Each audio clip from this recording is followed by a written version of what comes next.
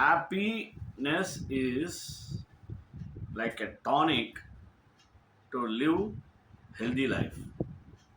He who feels healthy definitely has to possess happiness. Happiness alone brings a person, whether mentally, physically, in whatever the way, with sound health and sound mind and sound body. For this sake, we have to take it is like a warrior. It has to be understood through literal and symbolic way.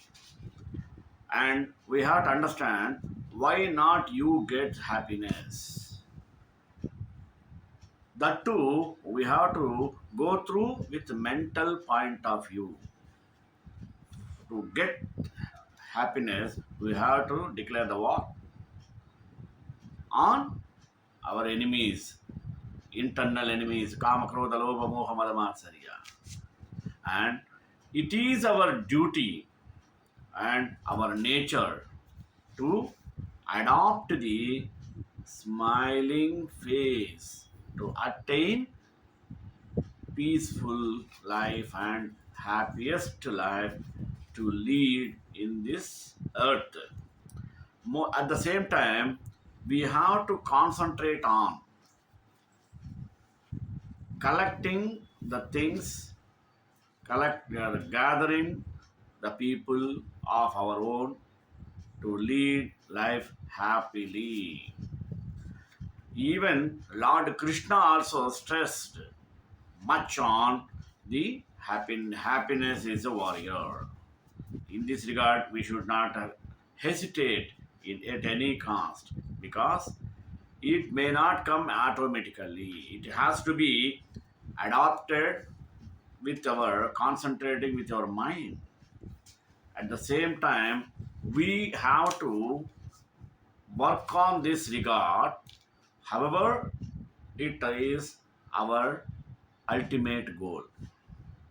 Even the Vedic scriptures lay great emphasis on practicing towards getting the blissful and happiest life.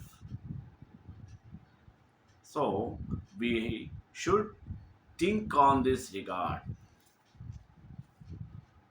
Basing all these things, I want to come forward with the topic Happy the Warrior. Let us go in detail with prayer. ईशावास्यमिदं सर्वं यत्किञ्च जगत्यां जगत् तेन त्यक्तेन भुञ्जीताः मा गृधः कस्य स्विद्दनम्. Seeing and hearing the agony of Arjuna, Krishna smiled as he began the discourse we are analyzing. He smiled because he knew the truth of things, including the fact that Arjuna was about to come to same understanding, literal and symbolic. Symbolism is an essential part of any viable spiritual tradition, and Indian spiritual lore is heavily symbolic. So much so that many begin to that everything about it as a symbol. For us who are sitting with Arjuna, listening to Krishna's revelation, the Gita must be seen as simultaneously literal and symbolic.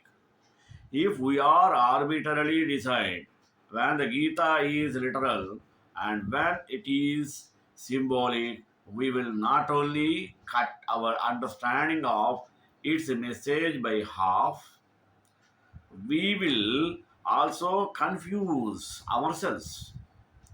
It is also very necessary that we apply the Gita statements to the physical, mental, and spiritual levels of our life. Otherwise, we will miss many applications of its wisdom. Why not you? Question. I would like to pause here for a serious statement. It is gratifying to me that you are reading my ideas on the meaning of the Bhagavad Gita. However, it is my hope that you will read many commentaries on the Gita, those of past generations, as well as the contemporary ones. This is because the Gita is as infinite as the consciousness that speaks through it. Therefore, a single human being cannot possibly encompass all the meanings of the Gita, nor can the commentaries of several do so either. So keep on reading. You too need to study the Gita directly and gain your own insights. The wisdom of the past is still wisdom, and the wisdom of the present is equally wise. Both are needed. The word kainos here translated new also has the connotation of freshness. The idea being that new insights can continue to be brought forth, and why not by you? Mental viewpoint. Now, having said all this about literal and symbolic, we can analyze the next few verses from the psychological angle, since it is mind, intellect, which influences both the physical and spiritual life. As Sri Krishna often observed, the mind is everything, the war. Anyone who wishes to better himself in any way faces a necessity of effort, even struggle. The war of the Bhagavad Gita takes place internally, is a spiritual struggle to the death of ignorance and the ascendance of illumination. Many never engage in the war, frightened away by the prospect of the sacrifice and strife. Those engaged in the spiritual war often would like to avoid it or mitigate it or somehow work out a ceasefire. They commit themselves to sure defeat by such a wish if they follow it through. We, however, wish to succeed to win the war. So let us listen to what Krishna tells us as we too quail before the prospects of battle. It is our duty on our nature. How? Swadharmamapi chavikshya navikambitumarhasi dharmyadhyadvashreyo kshatriyasya navidyate. Besides considering your duty as a warrior, you should not waver. Indeed, for a warrior, there is no better engagement than fighting for upholding of righteousness. God is the organizer of the four castes. To go into the subject of caste in any depth, so here we only to point out that although the translators may use the expression caste duty, in translating this verse, the actual Sanskrit says swadharma, which is something far different. That's true. He is best saved for an in-depth essay later on. But right now, it must be made clear That swadharma means self duty, self dharma. The action which is in perfect accordance with our present state of evolution, which may be spoken about in terms of caste. Yet, the higher meaning is dharma of the self. The action that will best lead to the knowledge of our eternal being. So, the purpose of this verse is to show that the inner struggle for enlightenment is twofold: a duty and an expression or manifestation of our true nature. Since people are usually out of touch with who they really are, another kind of appeal is needed. And duty or responsibility is the most frequently and reasonably invoked. On the other hand, the spiritual struggle is our duty because it is our nature to ascend, to evolve. So they really are the same thing in the context of the Gita, a problem word. Now, we need to go back a bit to a word whose analysis at the time might have distracted us from the main thrust of the Gita's message is that part. Lord Krishna said, whence has come this faint heartedness of yours in the time of danger, ignoble, not leading to heaven, but to disgrace? We must look at that word anaryaha, not aryan. कुतस्त्वा कश्मलमिदं विषमे समुपस्थितम् अनार्यजुष्टमस्वर्ग्यम् अकीर्तिकरमर्जुना.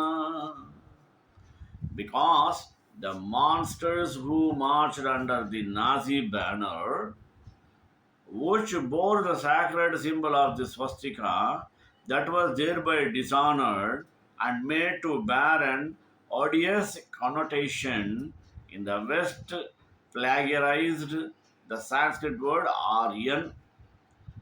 It has become usual for us outside India to use the expressions Vedic religion or Sanatana Dharma in reference to the spiritual tradition of primeval period in India.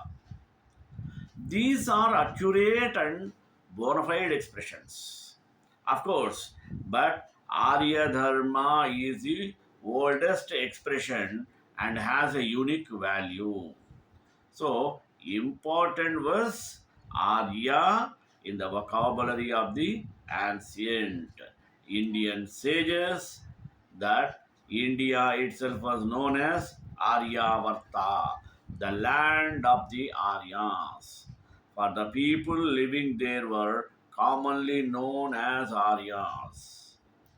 Buddha used the term a great deal, although his teachings are referred to as the Noble Eightfold Path, Ashtanga Margam, the Four Noble Truths.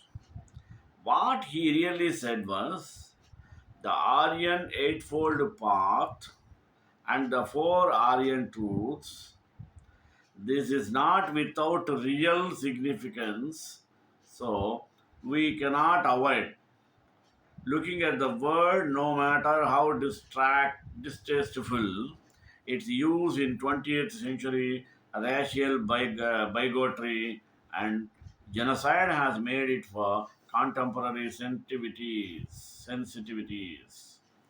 Hitler liked to toss around holy and God in his rants as well as justice and freedom, but that in no way invalidates them.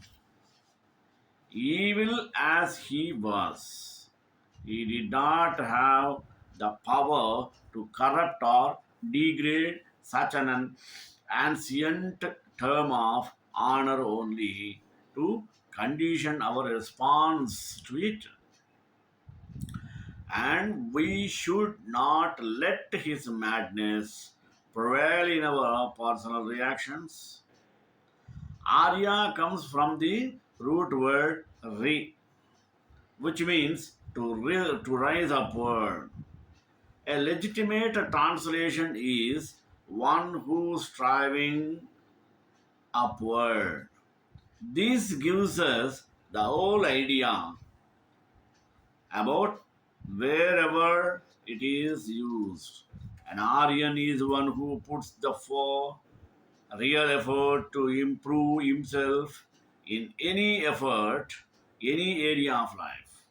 Naturally, Arya was most fittingly applied by the philosophers of India to spiritual and personal life. The word noble is too inactive and can be interpreted passively, such as in thinking that a person is born noble or made noble by the declaration of another.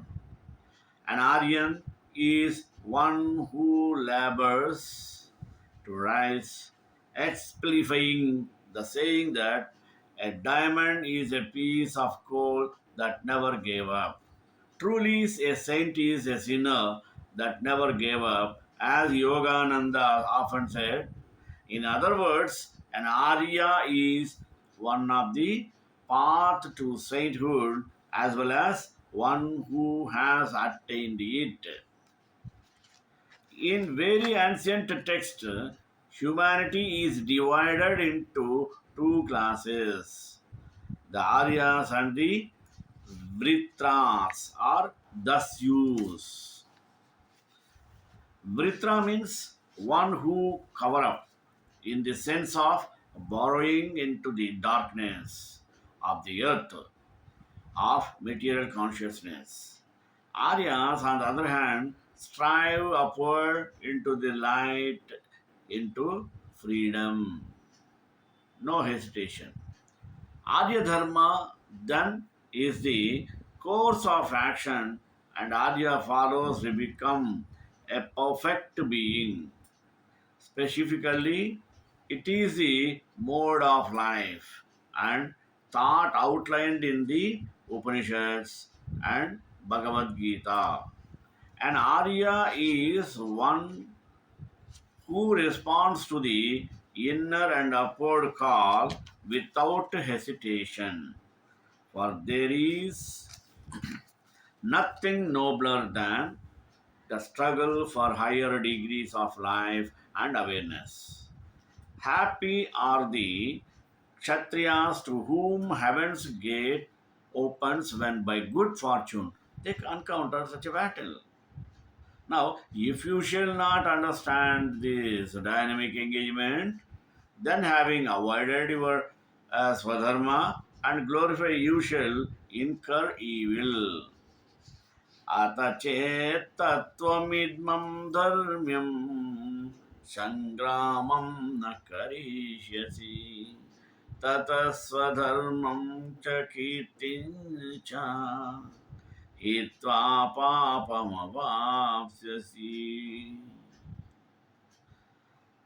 దమ్యం సంగ్రియం అన్నాడు దమ్యం సంగ్రామం ధర్మ్యం also means dharmic assembly.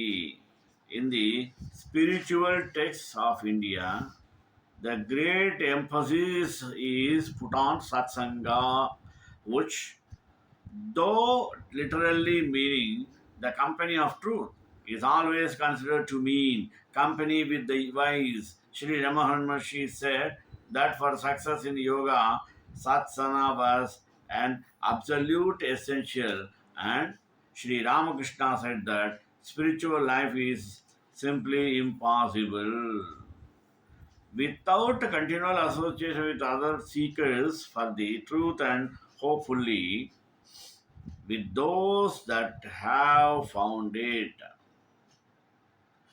It is interesting that Krishna says avoiding the struggle for righteousness is an abiding of both Swadharma and glory.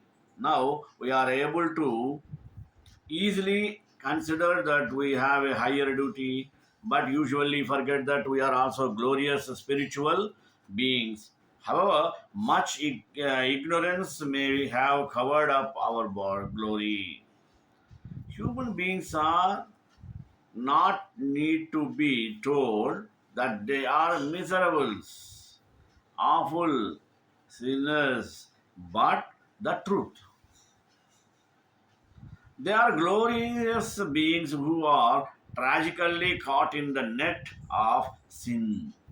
But freedom is not only possible, it is inevitably, for it is their true nature. We do not need God to forgive us our sins. We need to awaken, stand up, and shake them off like the barnacles they are, and walk on around the strength and feed. The word translated evil is papan, which it means demerit as opposed to merit. We can think of it as dirt or dust or that obscures a pane of glass or a mirror. In no has forbidden or which he hates, rather it is a self injury that inhibits and limits us. It is bond that takes away our freedom. Consequently, we are free to choose which we want otherwise. We will be only servants and slaves. Only those who are free to be foolish have the freedom to be wise. This is the basis of the life and let live attitude of the East, and so frustrated in the missionary from the West. Self disgrace. If we turn away from this holy conflict, we will denying our nature and betraying and disgracing no one but ourselves. अकीर्तिञ्चापि भूतानि कथयिष्यन्ति ते व्ययम् सम्भावितस्य च कीर्तिः मरणादतिरिच्यते. And people will forever tell of your undying infamy. For the renowned, such a disgrace is worse than dying. The word translated disgrace is akitim, absence of our glory, loss of contact with what and who are we really are. This is a death of consciousness much worse than physical death, for it can persist throughout countless incarnations. The great car warriors will believe you abstain from delight in battle through fear. And among those who have thought much of you, you shall come to be lightly esteemed. Your enemies shall speak of you many things that should not be said, deriding your adequacy. What indeed could be a greater suffering than that?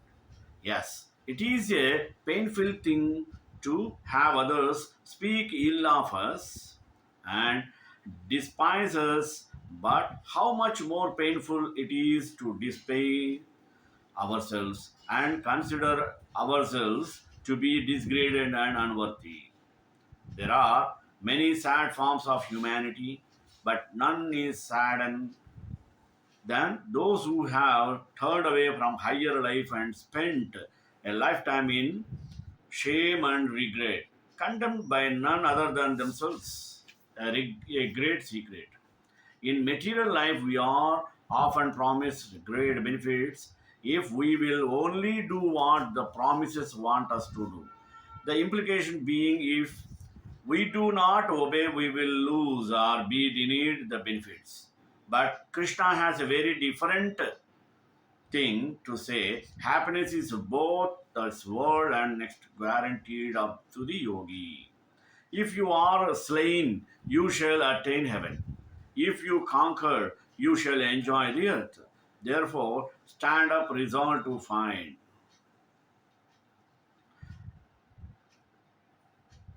हत्वा तु प्राप्स्यसे स्वर्गं जित्वा तु భోజ్యసే మహీం అన్నట్టుగా Arjuna is going to present to Krishna the usual manipulation and resentful view of religionist is not one who fails in or abandons spiritual life lost and hopeless. Krishna replies, truly, there is no loss for him either here on earth or in heaven. No one who does good goes to misfortune. And this is the true in the inner struggle. If we literally die before winning the battle, or are overcome in the battle and slain by the enemy, we shall still reap profound benefit.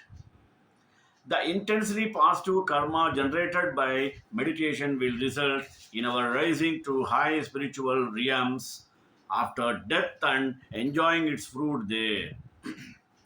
Then, when we are reborn, we will reap the good karma in the form of coming into the orbit of meditational knowledge and resume our practice. If, on the other hand, we preserve and win the ultimate victory, we shall find life here on earth totally transfigured to a glory presently unimagined by us. Shri Ramakrishna said that to the enlightened yogi, the whole world that now is a sea of suffering becomes a mart of joy. A Buddhist mystic wrote, I walk through this world and no one guesses that paradise is within me. Is it any wonder then that Krishna concludes, stand up, resolved to fight? Krishna continues with even more astonishing facts, underlying the truth that the Gita is not only unique among the scriptures of India, it is supreme. Sukha dukhe same krutva labha jaya jayo tato yuddhaya yujyasva naivam papam avapsyasi. Considering pleasure and pain, gain and loss, victory and defeat, the same. Then engage in battle. Thus you shall not incur evil. Now, talk about blessed assurance. Meditation deals only with the ever changing, ever mutilating levels of our beings. As Patanjali says, yoga is entering into the state where these levels no longer change or even more, but become transformed into a perfect mirror of spirit. This and this alone is self realization. But until then, what a bumpy ride. This being so, we must adopt the perspective Krishna presents. Pleasure and pain, gain and loss, victory and defeat are all one and the same. That's they are all merely shifting sands having no stable reality whatsoever. They are but fewer dreams delirium from which yoga is intended to awaken us. Yogis must take their true self very seriously, even reverently. But they must never take the antics of these selves wrappings seriously at all, except to determine to tame and transmute them. For the yogi does not shed them and swim away into the ocean of infinity. He changes them into the ocean and abides in them in freedom. Therefore, let us go into the battle and even the capacity for wrong. Being sinners is not at all our nature.